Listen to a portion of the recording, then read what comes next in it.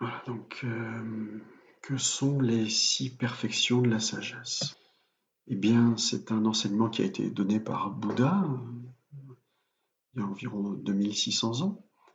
Donc Bouddha, c'était un enseignant en méditation, un grand maître de sagesse, un pédagogue exceptionnel, puisqu'aujourd'hui encore on utilise ses enseignements.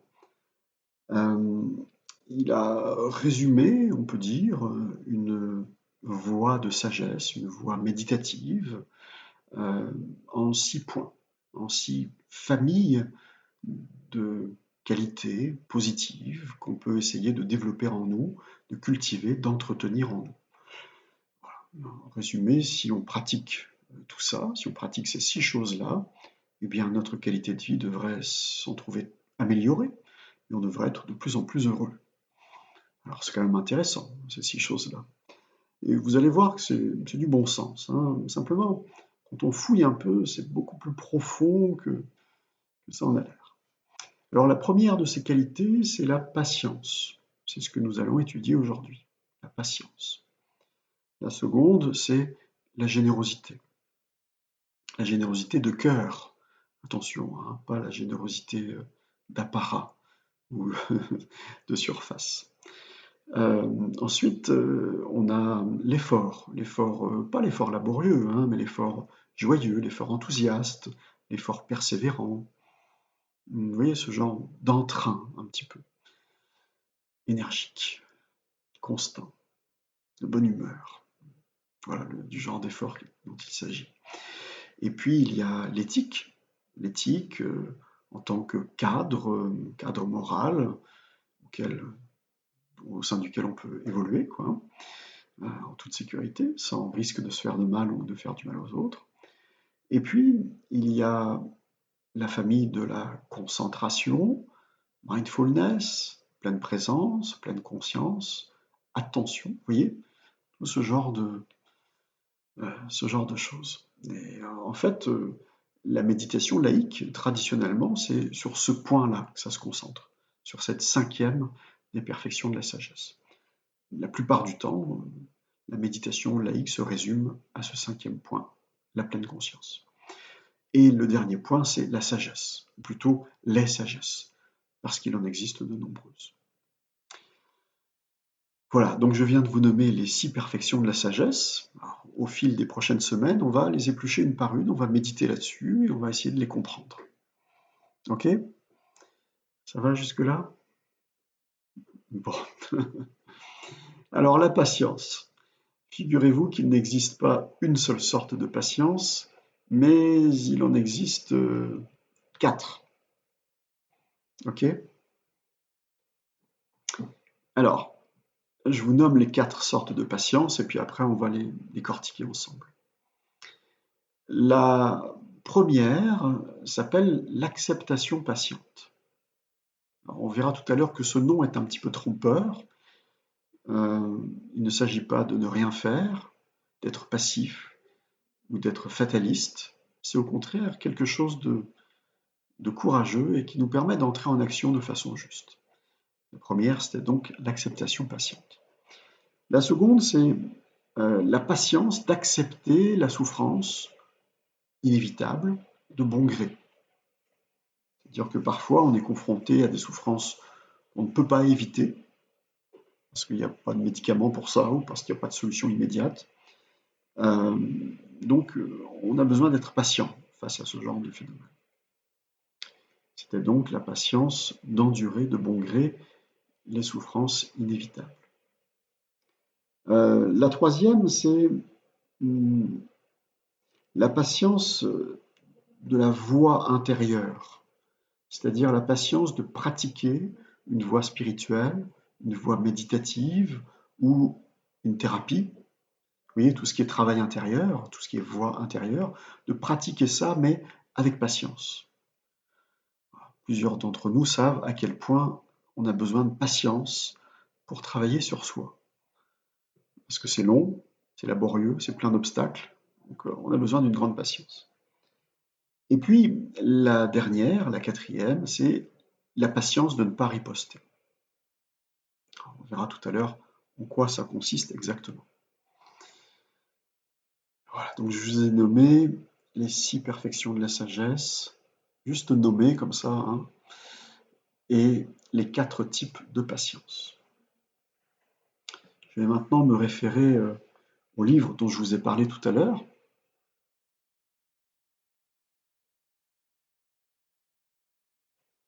Comment résoudre nos problèmes humains, qui est un petit livre, mais vraiment hyper précieux, qui a été écrit par un maître bouddhiste. Et donc, je vais vous lire quelques phrases sur un petit peu la définition de la patience. La patience est un esprit capable d'accepter pleinement et joyeusement tout ce qui se passe. C'est beaucoup plus que le simple fait de serrer les dents et d'endurer ce qui nous arrive. Être patient signifie accueillir favorablement de tout cœur tout ce qui nous arrive, ayant abandonné l'idée que les choses devraient être autres que ce qu'elles sont. Là, on parle surtout de l'acceptation patiente, en fait. Donc, je vais répéter ce petit bout de paragraphe. La patience est un esprit capable d'accepter pleinement et joyeusement tout ce qui se passe. C'est beaucoup plus que le simple fait de serrer les dents et d'endurer ce qui nous arrive. Donc on parle d'une patience sincère, profonde, dans le fond de notre cœur, pas juste d'une patience de façade qui consisterait à fermer sa bouche, à serrer les dents, serrer les poings en attendant que ça passe. Non, on parle d'une profonde détente. Être patient signifie accueillir favorablement, de tout cœur, tout ce qui nous arrive, ayant abandonné l'idée que les choses devraient être autres que ce qu'elles sont. Ça va, vous me suivez jusque-là? Lorsque la patience est présente dans notre esprit, il est impossible au mécontentement de s'y introduire. Lorsque la patience est présente dans notre esprit, il est impossible au mécontentement de s'y introduire. Et il y a de nombreux exemples de personnes qui ont réussi à pratiquer la patience même dans les conditions les plus extrêmes, par exemple sous la torture ou encore en phase terminale d'un cancer.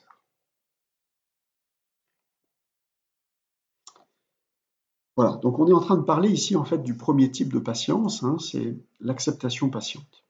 Alors les plus anciens parmi vous ont déjà entendu cet enseignement, mais j'y reviens parce qu'il est vraiment extrêmement précieux. Quand on parle d'acceptation patiente, peut-être qu'on se laisse tromper par les mots un peu. Cette expression a de la difficulté à recouvrir l'entièreté et toute la finesse de la pratique. Alors, qu'est-ce que ça n'est pas, l'acceptation patiente, hein? Commençons par ça. Qu'est-ce que ça n'est pas? Ça n'est pas passif, ça n'est pas faible, ça n'est pas fataliste, ça n'est pas se laisser écraser ou voyez, se laisser marcher dessus ou ne rien faire, euh, être une carpette. C'est pas ça en fait. C'est au contraire une grande force, une force tranquille, on pourrait dire. Une grande force intérieure qui ne se laisse pas envahir par un état émotionnel perturbé qui déformerait la réalité.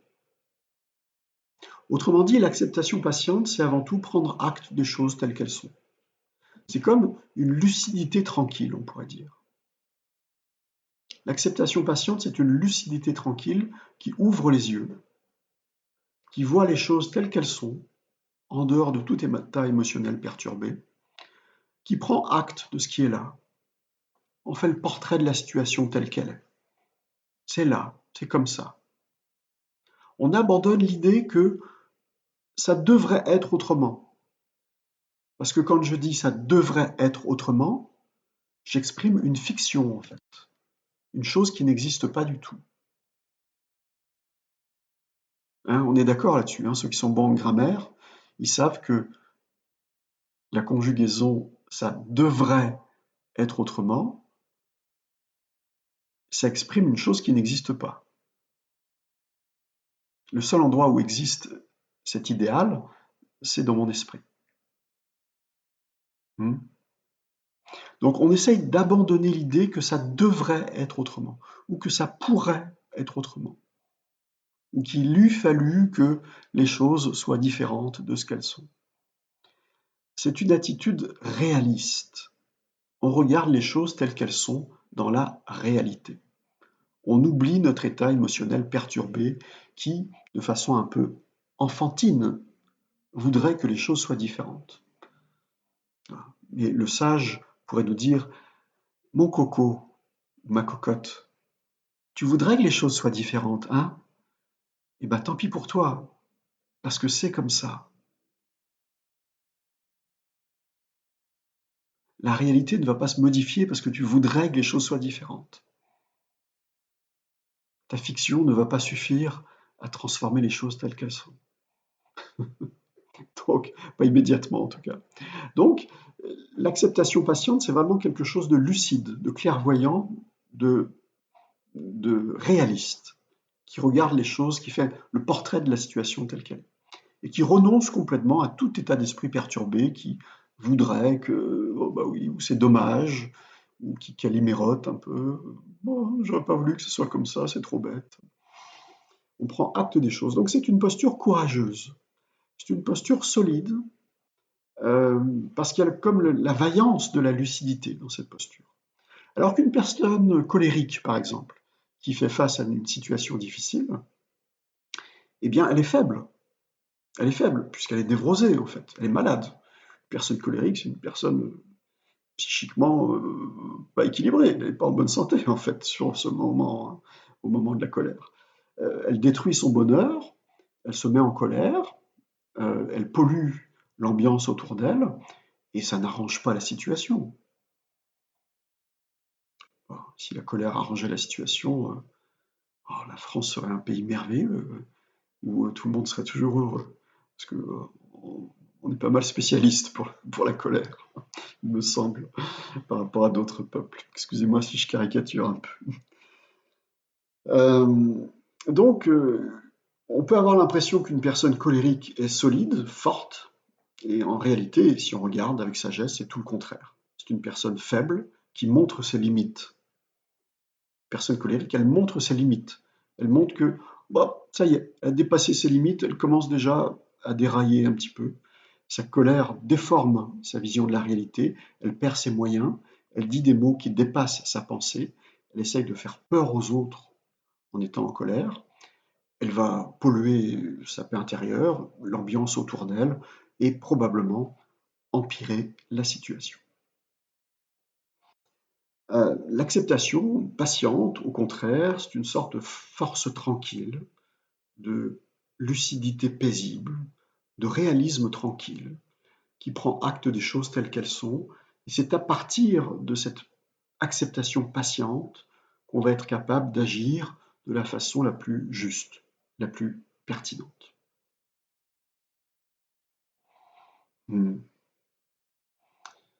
Voilà. Alors, j'ai essayé de vous présenter les choses de différentes manières. Euh, N'hésitez pas à intervenir, hein. Si vous avez des interrogations, des questionnements, vous avez le droit de ne pas être d'accord aussi, hein.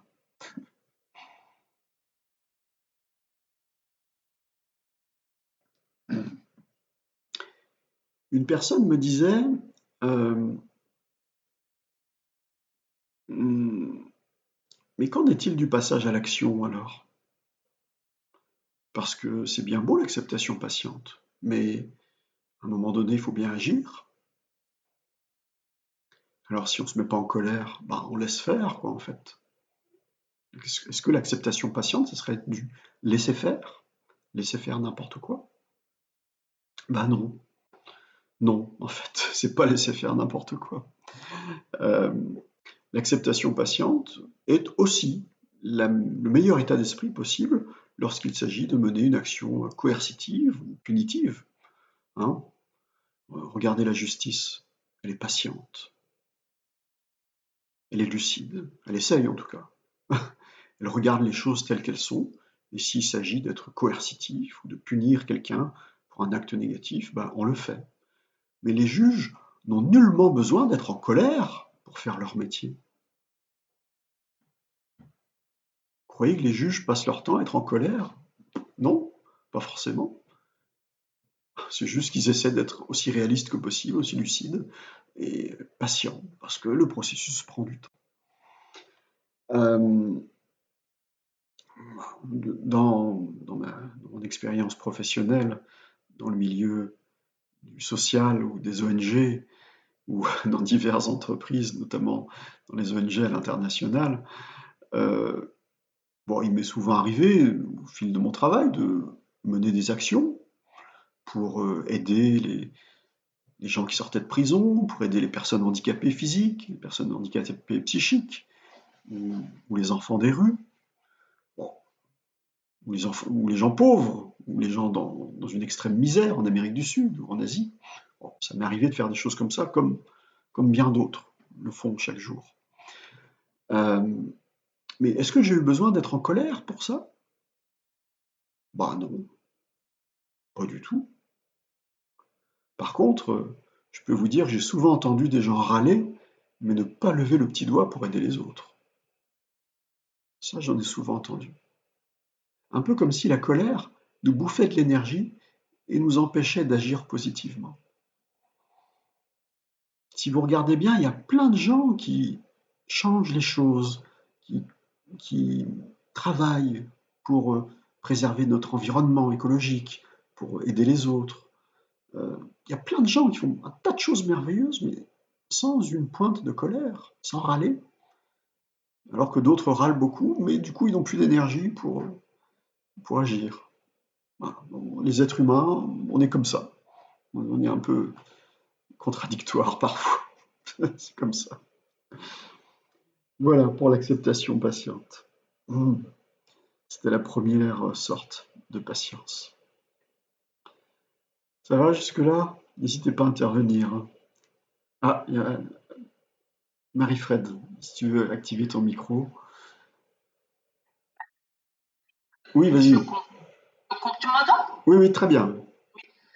Je comprends plus ou moins ce que tu dis, hein, parce qu'effectivement, j'aurais bien voulu arriver à ce stade de l'acceptation patient, mais patience. Mais moi, je me pose la question, dans un cas où, par exemple, on te dit quelque chose, on t'accuse de quelque chose, comment tu peux accepter cet état de fait? Comment tu peux dire oui, je l'accepte alors que tu sais très bien que c'est une accusation qui est fausse? Oui, Comment on peut accepter ceci? oui, oui. Super. Alors, ça va nous permettre de d'aller sur les autres sortes de patience. Je vais ouvrir le chapitre suivant. Euh, voilà, je lis toujours le petit livre, hein, Comment résoudre nos problèmes humains. Euh, L'auteur nous dit, nous avons besoin d'apprendre à être patients dans trois sortes de situations. Lorsque nous éprouvons des souffrances, des épreuves, des déceptions, lorsque nous pratiquons une voie intérieure, une voie spirituelle ou une voie méditative ou une thérapie, et lorsque les autres nous font du mal ou nous critiquent.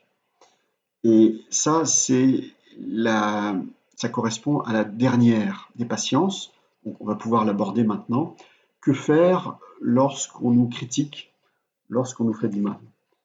Il s'agit de la patience de ne pas riposter. Ah, c'est pas évident, hein. Euh, une fois qu'on a reconnu que la colère est notre ennemi principal, c'est-à-dire que la fonction de la colère, c'est de détruire notre paix intérieure, de détruire notre bonheur. Ça, on l'a déjà vu dans des séances précédentes, hein. La principale fonction de la colère, c'est de détruire notre bonheur. On ne peut pas être à la fois en colère et être heureux. Attention, on parle ici de l'émotion en colère. On ne parle pas de l'expression de la colère, hein. C'est deux choses différentes.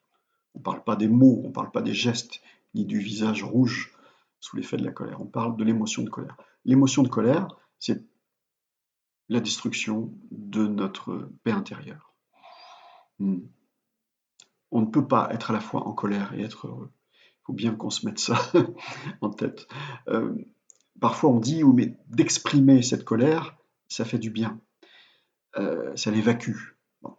Si d'exprimer la colère l'évacue, ça signifie bien que la colère nous fait du mal et qu'on n'a pas envie de la garder en nous, qu'on a envie de refiler le cadeau aux autres. C'est bien la preuve. Si la colère était bonne, on la garderait en nous. On ne l'exprimerait pas, on la garderait comme un secret en nous.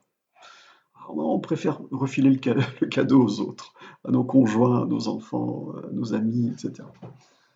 Donc on a vraiment besoin de considérer que ce qui nous fait souffrir face aux insultes des autres, c'est la colère et le cortège d'autres perturbations mentales comme le sentiment d'humiliation, le sentiment d'être vexé, d'être blessé, etc. Ça signifie qu'on a besoin de nettoyer notre esprit de toutes ces vulnérabilités. On a besoin de purifier, de prendre soin de notre esprit pour qu'il ne soit plus vexable, pour qu'il ne soit plus humiliable, pour qu'il ne soit plus abandonnable, euh, pour qu'il devienne invulnérable en quelque sorte. Et la principale méditation qui va nous aider à atteindre cet état, c'est la meilleure version de soi-même. Vous savez, quand on se connecte à cette force tranquille qui est inaltérable en quelque sorte. Donc, ça c'est la première chose à faire, enfin les deux premières choses à faire, pardon, reconnaître que ce qui nous fait véritablement souffrir, ce sont les perturbations mentales. Et ce ne sont pas les personnes en face de nous. C'est la première chose. Et le second point, c'est que plus on aura soigné notre esprit, plus on l'aura débarrassé de toutes ces vulnérabilités, moins on sera atteignable par les paroles des autres. Une personne qui n'a plus de blessure d'humiliation, quand quelqu'un lui fait un reproche, elle dit « Ah ben merci, c'est chouette que tu me dis ça, ça va me permettre de progresser. C'est super, merci. » Une personne qui n'a pas de blessure de rejet, qui n'a pas peur d'être rejetée ou abandonnée, quand quelqu'un semble la rejeter, eh bien, ça ne la blesse pas du tout. Elle comprend que l'autre est dans son truc, ou que l'autre pensait à autre chose, ou que l'autre aussi a ses perturbations mentales. Donc, voilà les deux premiers points. Le troisième point, c'est la compassion. Je suis toujours en train d'essayer de répondre à Marie-Fred, et on est toujours sur la quatrième sorte de patience, qui est la patience de ne pas riposter. La compassion nous permet de comprendre que l'autre qui nous dit des méchancetés, il est en difficulté, il est névrosé, il est sous l'emprise de perturbations mentales. Comme nous, comme tout le monde.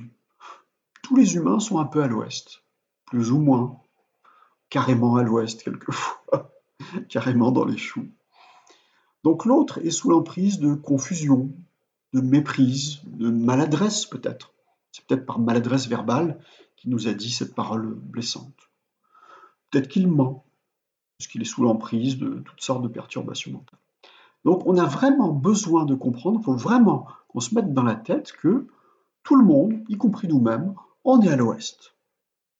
Nos jugements sont faux, on se mélange les pinceaux, on est dans l'erreur, dans la maladresse, et c'est pas étonnant, c'est pas scandaleux, c'est normal. Les êtres humains bug de partout. Il y a plein de bugs de partout dans la tête des êtres humains. On peut se dire, oui, mais quand même, ça devrait être autrement.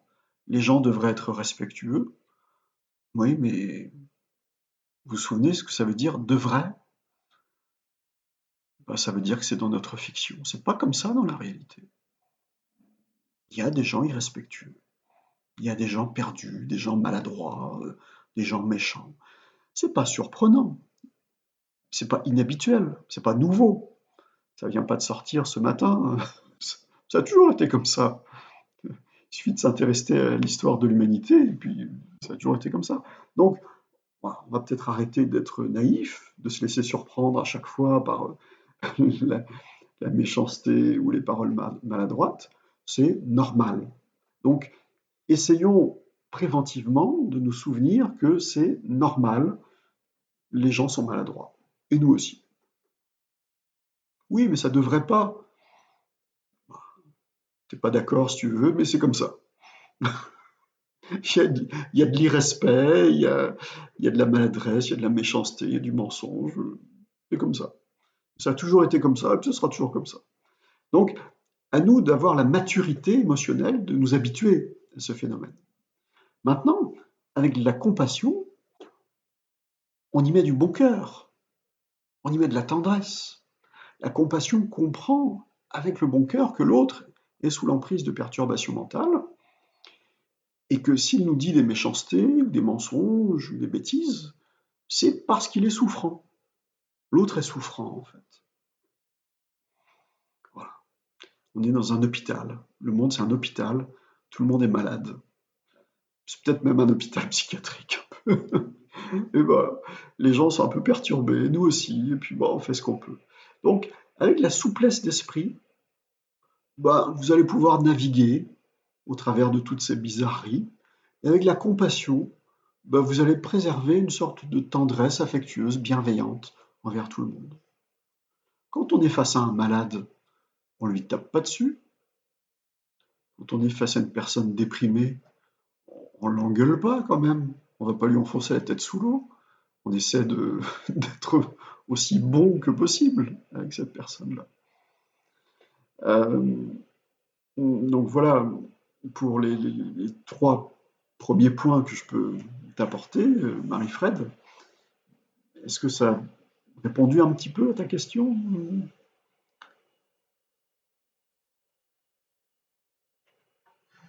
Oui, David, parce que j'ai eu un cas il n'y a pas longtemps, je me suis retrouvée face à une personne qui ne parle pas, qui est quelqu'un qui est muette, qui est handicapé, Ah oui, d'accord. Mhm. tu vois, et cette personne m'a vraiment agressée, tu vois. Ah oui. Donc voilà, donc je, la chose que j'ai pu faire directement, c'est de. J'étais surprise, j'ai dit à mes collègues, effectivement, je dis à mes collègues, répondez pour moi parce que je ne peux pas répondre. Est-ce que tu étais vexé ou humilié, un truc comme ça? Non, Non? non, parce que je me suis dit, pour répondre à cette personne, ça aurait pu être. Parce que je suis assez sensible directement à ce problème d'handicap. Tu vois. Hmm. Et je dis à ma collègue, écoute, réponds pour moi parce qu'on peut se. Je dis, j'ai pas envie de répondre parce que ça peut être. Je peux blesser la personne, voilà, donc Hmm. voilà. Voilà, donc, Donc, tu vois, c'est ce que je te dis, quand en plus, elle s'est mise à vraiment m'agresser, voilà, ben oui, donc, oui. Donc, tu vois, si. tu as pratiqué, tu as essayé de pratiquer la patience de ne pas riposter. Ouais, Donc, mais voilà. le quatrième point qu'on peut apporter, c'est que souvent la riposte va empirer la situation. Alors Ouais, qu'il suffirait d'être patient, d'attendre que l'orage passe, parce que tout est impermanent, hein, tout passe, tout finira oui, par passer. oui, Même cette situation, après tout, c'est oui, qu'un je sais. très bref moment dans notre vie. Donc, il suffit d'attendre que ça passe, d'accueillir nos émotions, de nous traiter nous-mêmes avec tendresse, avec douceur, de faire notre petit travail de soin intérieur, parce qu'il y a quand même une blessure, il faut la prendre en compte. Et puis, comme tout est impermanent, bah, ça va passer. Et dans 10 ans, on s'en souviendra même plus. On saura même plus que ça a eu lieu, ce truc-là. Sur le coup, ça nous semble important, mais plus tard, ça sera oublié. Euh, le dernier point sur la patience de ne pas riposter, c'est que on a vraiment besoin de comprendre que ce dont nous souffrons en réalité, ce n'est pas de la parole de l'autre, c'est de l'émotion que l'on ressent en nous. Je vais vous redonner une analogie que je répète souvent parce que je la trouve parlante. C'est une analogie indienne, hein. Donc en Inde, il y a pas mal de chiens errants dans les rues, qui fouillent dans les poubelles, tout ça. Et les gens, pour chasser les chiens, ils leur donnent des coups de bâton. Alors, généralement, le chien, lorsqu'on le frappe, il mord le bâton. Il considère que le bâton est la cause des coups. Ah oui, c'est le bâton qui le frappe. Donc c'est le bâton qui est la cause de la souffrance du chien. Lui, il raisonne comme ça. Alors il mord le bâton pour se défendre. Le chien ne voit même pas que à l'autre bout, il y a un être humain qui tient le bâton. Il ferait mieux de mordre l'être humain, ça serait plus habile, si vraiment il veut se défendre. Mais bon, le chien, il mord le bâton. Donc il est dans la confusion, il se trompe sur l'auteur de sa souffrance. Le chien se trompe sur l'auteur de sa souffrance. Et nous aussi, nous nous trompons sur l'auteur de notre souffrance, sur la véritable cause de notre humiliation, par exemple. On pense que c'est la parole de l'autre, alors qu'en réalité, c'est l'émotion en nous qui nous fait souffrir. On ne souffre pas de la parole de l'autre, c'est pas la parole de l'autre qui nous fait souffrir. C'est des mots, c'est une vibration de l'air. Une vibration de l'air, ça peut difficilement nous faire du mal, hein. Les mots, c'est une vibration de l'air. Ça fait pas mal, ça, la vibration de l'air. Ce qui nous fait du mal, c'est l'émotion que ça suscite en nous. Et s'il y a apparition de cette émotion, ça veut dire qu'il y a une cause substantielle. Et cette cause substantielle, c'est notre blessure intérieure. Donc ce que nous avons besoin de résoudre, ce n'est pas la parole de l'autre, c'est notre blessure intérieure. C'est ça notre véritable ennemi.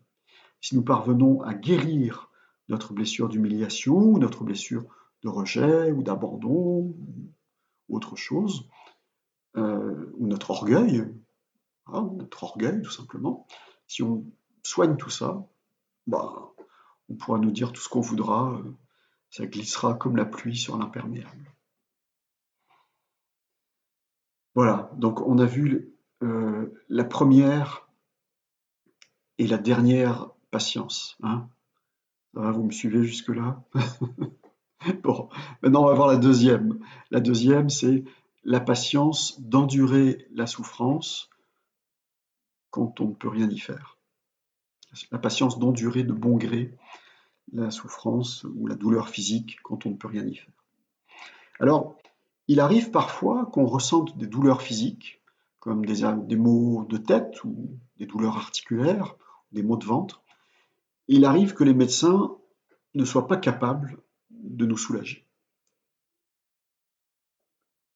Bien sûr, s'il y a un traitement à prendre, on le prend, pas de problème. Mais quelquefois, il n'y a pas de traitement. Pareil pour les tourments psychiques qu'on ressent. Il arrive qu'on soit déprimé, mais personne n'arrive à nous soulager. Il arrive qu'on soit anxieux, mais personne n'arrive à nous soulager, etc. Ça veut dire que face à une souffrance physique ou un trouble psychique, généralement, on va se mettre en colère. Généralement, on va refuser cet inconfort. On va refuser cette souffrance. Et quel va être l'effet de cette colère? Eh bien, ça va être d'empirer la situation. Je me souviens que autrefois, alors excusez-moi, je parle souvent de ma vie, hein, mais vous savez, moi j'ai une maladie articulaire chronique qui heureusement s'améliore en vieillissant. C'est génial. Spondylarthrite ankylosante. Pour ceux qui ont ça, sachez que ça peut s'améliorer en vieillissant. C'est quand même chouette. Alors, autrefois, avant que j'ai fait tout ce travail sur moi, quand j'avais mal, puis des douleurs très aiguës, hein, très violentes, handicapantes, je me mettais en colère contre la douleur. J'avais pas envie, mais c'est pas le moment d'avoir mal. Et puis elle m'embête cette douleur, et puis j'en veux pas. J'ai pas envie d'avoir mal, moi. Qu'elle s'en aille. Et plus je faisais ça, plus mes muscles se crispaient. Plus mes muscles se crispaient, plus les articulations se serraient, il y avait moins de jeu, il y avait moins de mouvement, plus ça se bloquait et plus j'avais mal. Plus j'étais en colère, plus j'avais mal. Et plus j'étais insatisfait et malheureux. C'était tout pourri. Perdant, perdant, perdant, en fait. J'ai appris petit à petit à me détendre, à plus me mettre en colère et à accepter totalement la douleur en renonçant totalement à ce que ça soit différent. Complètement abandonner l'idée que ça soit différent. C'est comme ça, elle est là, et puis c'est tout. Je la prends comme elle est. Quand je peux prendre un traitement médicamenteux, je le prends.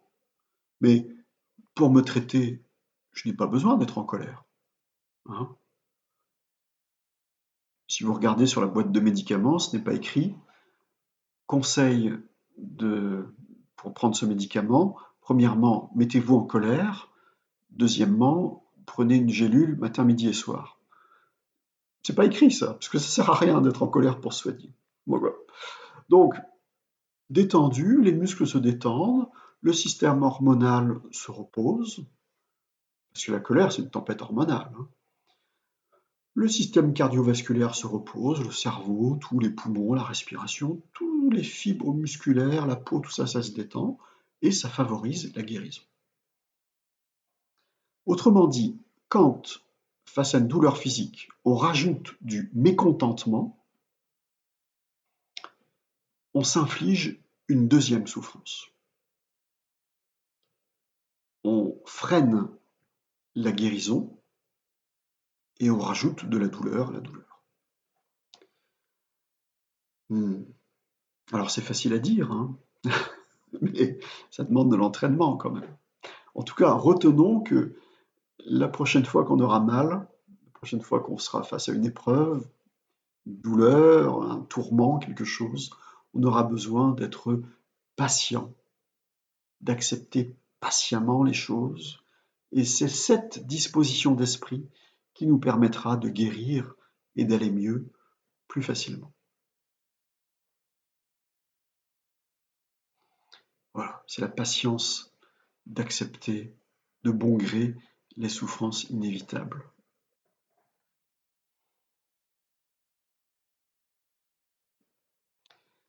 Peut-être qu'on ne peut pas empêcher cette douleur physique d'apparaître. Mais ce qu'on peut empêcher, c'est le mécontentement. Ça, on peut l'empêcher. Oui, Johan, à toi le micro. Et est-ce que du coup, j'imagine que ça a un lien direct avec le fait de bloquer ou pas ces énergies, quoi, en fait. Oui, tout à fait. Du point de vue des énergies subtiles. On fluidifie le flux, quoi. Oui, voilà. On fluidifie le flux, oui. Dans notre corps, il y a des énergies grossières, comme le souffle de l'air dans les poumons, le sang qui circule, les hormones, tout ça, c'est des énergies grossières qui sont médicalement observables. Et puis il y a des énergies plus subtiles que les acupuncteurs ou les karatékas ou les méditants utilisent, hein, le chi, la kundalini, etc., les vents d'énergie subtile. Et il est exact que la colère, on dit qu'elle chevauche les vents d'énergie subtile, c'est-à-dire elle s'associe avec des énergies subtiles et ça circule dans le corps, ça bloque, ça fait des nœuds à certains endroits, dans certains chakras, et donc ça bloque, quoi, ça crispe. La colère, c'est un esprit crispé, hein. Il y a une rigidité dans la colère, aussi bien énergétique que physique et psychique, et spirituelle, etc. Ouais, t'as raison, Johan. Voilà. Alors on peut se dire, bah, il y a une limite quand même à accepter les souffrances physiques. Ben, c'est vrai que, je vous l'ai lu dans le livre tout à l'heure, il y a des personnes qui parviennent à, même dans les pires souffrances au moment de la mort, à accepter patiemment, de bon gré, même les pires souffrances. Donc c'est une question d'entraînement. On a besoin de s'entraîner. C'est vraiment pour nous, hein, c'est pour notre bien. Hein. Moi, je vous dis pas que c'est un dogme, qu'il faut absolument faire ça. C'est juste que c'est pour notre bien. Plus on va s'entraîner avec des petites douleurs, des petits problèmes, plus on aura de facilité à faire face à de grandes douleurs et à de grands problèmes. Et notre esprit a une force étonnante. Il ne faut pas mésestimer la force de l'esprit. Oui, Johan. Il ne faut pas s'empêcher d'aller voir le médecin. Bien sûr. Ah oui, tout à fait. Oui. On va voir le médecin, on prend les médicaments, on fait tout ce qui est possible pour se soigner, mais quelquefois la médecine a des limites, quoi. Et puis le dernier point, je vais passer assez rapidement là-dessus, je vois que l'heure tourne, c'est la patience de pratiquer une voie thérapeutique, spirituelle, méditative. Pourquoi? Parce que c'est long en fait. Ça demande du temps pour prendre soin de notre esprit, pour se libérer, pour s'éveiller. Ça demande beaucoup de temps, ça semble interminable. Alors on a besoin d'être patient, indulgent, doux avec nous-mêmes, de ne pas se flageller. Et puis, même quand on a un peu d'expérience, même quand ça fait pas mal d'années qu'on est en thérapie ou sur une voie spirituelle, on rencontre encore des obstacles, même des obstacles de débutants. Et on retombe encore dans des pièges de débutants. On peut se dire, oh là là, j'en ai marre, je suis trop nul, je suis un piètre méditant ou un piètre, un, voilà, un piètre patient en thérapie. Mais voilà, on a besoin d'être patient avec nous-mêmes. Purifier patiemment notre esprit. Parce que ça prend du temps de purifier notre esprit, de le nettoyer. Que voulez-vous que je vous dise? Il faut du temps, c'est tout. Il faut y revenir, et y revenir, il faut de la persévérance. On a accumulé tellement de négativité qu'il faut beaucoup d'efforts, de persévérance et de temps pour s'en débarrasser. Persévérance aussi, j'insiste sur ce point, pour s'entraîner à des dispositions d'esprit positives, s'entraîner à des paroles positives, à des actes positifs, même si on n'en voit pas le résultat immédiatement. Parce que parfois on se dit, bah voilà, j'essaie d'être patient, j'essaie d'être généreux, j'essaie d'avoir une éthique, de pratiquer la pleine conscience, et puis je ne vois pas de résultat tout de suite. Eh bien, soyons patients. Parfois ça prend du temps. Mais le jour où ça vient, la vie est très belle.